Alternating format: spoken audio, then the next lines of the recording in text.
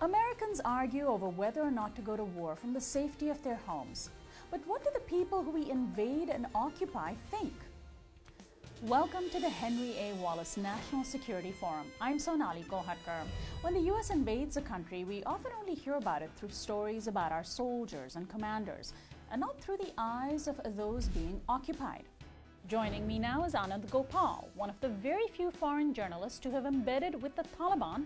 He's the author of No Good Men Among the Living, which recounts the U.S. invasion of Afghanistan through Afghan eyes. Welcome, Anand.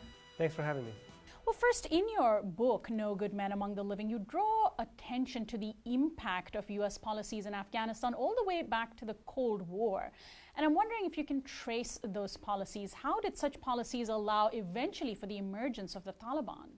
Well, when the Soviet Union invaded in 1979, resistance was sparked because of this. And the U.S., particularly the CIA, flooded Afghanistan with guns and weapons and created what's called the Mujahideen, or the Islamic holy fighters.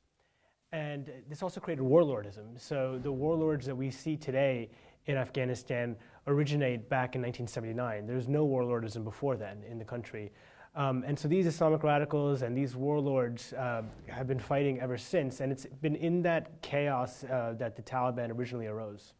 Now, we're supposed to be drawing down the Afghan war, but because of bilateral agreements signed between the U.S. and Afghanistan and President Obama quietly extending the war, it's not clear if, in fact, we are withdrawing. What is the attitude of Afghans, ordinary Afghans, to the U.S. troops and what they see as an occupation that may have no end? Well, Afghans are divided on this question, and in many ways that reflects the fact that the country itself is divided into two parts.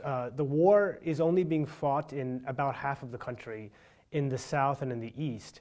And the other half of the country is mostly at peace. So if you talk to Afghans there, in the areas that are at peace, many of them will say, you know what, we'd rather the troops stay in Afghanistan as a buffer against future civil war or the rise of the Taliban into their areas.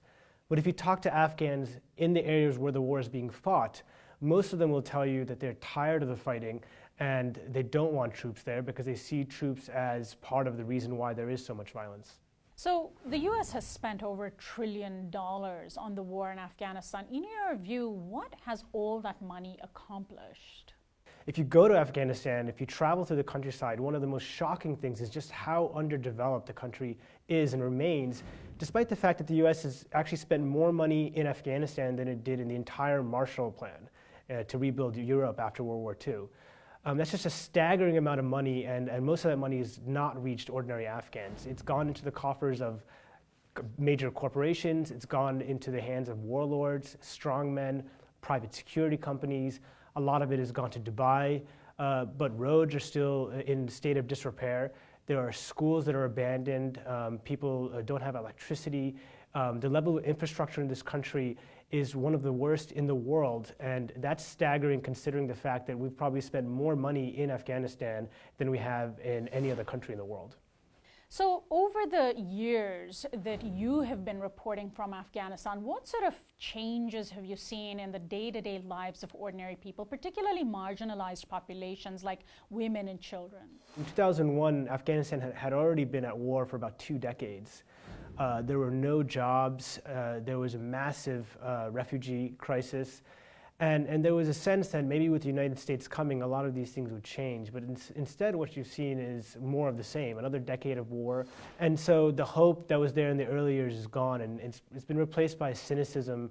And many of the Afghans that I speak to who had returned to the country from Pakistan or Iran, where they were refugees, and tried to build a life, now they're looking to leave again because from their point of view, there is no end in sight. Not only is there the Taliban and U.S. forces, there are also warlords, there are also a host of militias that the U.S. is supporting, hundreds of thousands of people with guns who are fighting on one side or the other, and civilians are the ones who are caught in between these two. So what do you expect for Afghanistan's future, with or without U.S. troops? How are ordinary Afghans going to deal with these warlords that are in power in the government, forces like the Taliban as an unofficial army on the ground? Do you foresee that Afghanistan may be a country where you could see the rise of new militant organizations like we've seen in Iraq?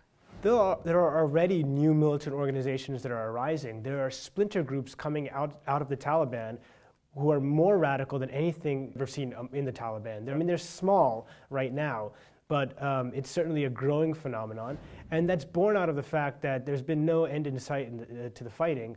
On the one hand, on the Afghan government side, you have private security contractors, the Afghan army, the Afghan police, and warlords, and if you add it all up, that's almost 350,000 men under arms who are being paid for by the United States to fight on the US's behalf. So in other words, a massive proxy army. On the other hand, you have tens of thousands of Taliban fighters, many of them who are farmers by day and pick up the gun by night, and they're supported by Pakistan. Their leadership has safe haven in Pakistan, and you can consider them also a proxy army of Pakistan. So you have what's essentially a proxy war. It's in that milieu that you see some of the even more radical tendencies coming out.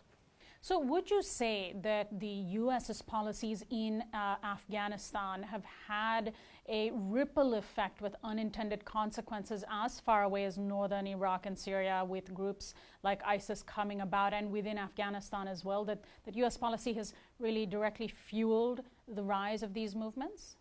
If you look back over the last 30 years, it's certainly the case that U.S. policy in Afghanistan and its counterterrorism policy in general has fanned the flames of insurgency and jihad. Many of the leaders of al-Qaeda got their sort of start in Afghanistan in the 1980s. The Afghanistan at that time was a magnet for jihadis, and it was so in part because there was so much money and guns floating around because of the CIA's patronage of the Mujahideen. And that was the start of it. And if you look at Iraq, groups like ISIS only exist because of the chaos that was sown by the U.S. invasion in 2003 and the subsequent civil war. None of these groups would have come about if it weren't for that. And so U.S. policy in Afghanistan and elsewhere around the world is actually continuing to create the very enemies that it purports to fight.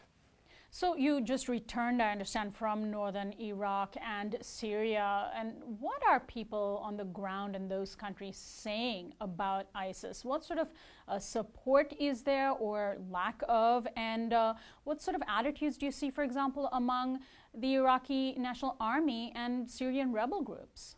Well, in Iraq, I got a chance to speak to people from all sections of society. And one thing that I found is that while ISIS is extremely unpopular, and understandably so given how brutal they are, I did not meet a single Sunni Iraqi who did not view ISIS as equally bad to the Iraqi government. In fact, all the Sunni Iraqis I met viewed ISIS as a lesser of two evils to the Iraqi government and to the Shia militias, who are doing really the same things that ISIS is doing. The Shia militias, whom the U.S. is backing and Iran is also backing, they're beheading people, they're torturing people. You can actually go on YouTube and see some of their videos. In the West, we don't tend to focus on the Shia militias because they tend to be our guys. We tend to focus on ISIS, but from the point of view of people, let's say in Anbar province, they actually view ISIS as a lesser of two evils to the Shia militias, and that's really a tragedy if things have gotten so bad that a group like ISIS can be seen as a lesser of two evils. Anand, how can Americans see the wars that we allow in our names through the eyes of ordinary Afghans, Iraqis, the people who are on the other ends of our policies? Well, I think to start with, we need more reporting on the lives of Afghans and Iraqis and others. There's a lot in the news about Afghans and Iraqis, but they tend to be nameless and faceless. They tend to be the object of our attention, but we need to make them the subject of our reporting. We need to actually talk to Iraqis and Afghans and get their experiences, because the world looks very different when you talk to them. The occupations and the wars look very different. In my travels through southern Afghanistan, I had my worldview change in many respects by talking to Afghans and who gave me a very different perspective on what the fighting was about. And I would have never gotten that if I didn't have a chance to talk to them. So I think we need to make them a center of our reporting. Well, Anand, thank you for all the work you do and for joining us. Thanks for having me. On the next episode of the Henry A. Wallace National Security Forum, we'll talk with Heidi Bogosian, who'll take us through the expansion of the security state. It has gotten so large that private companies can now rent it for their own purposes.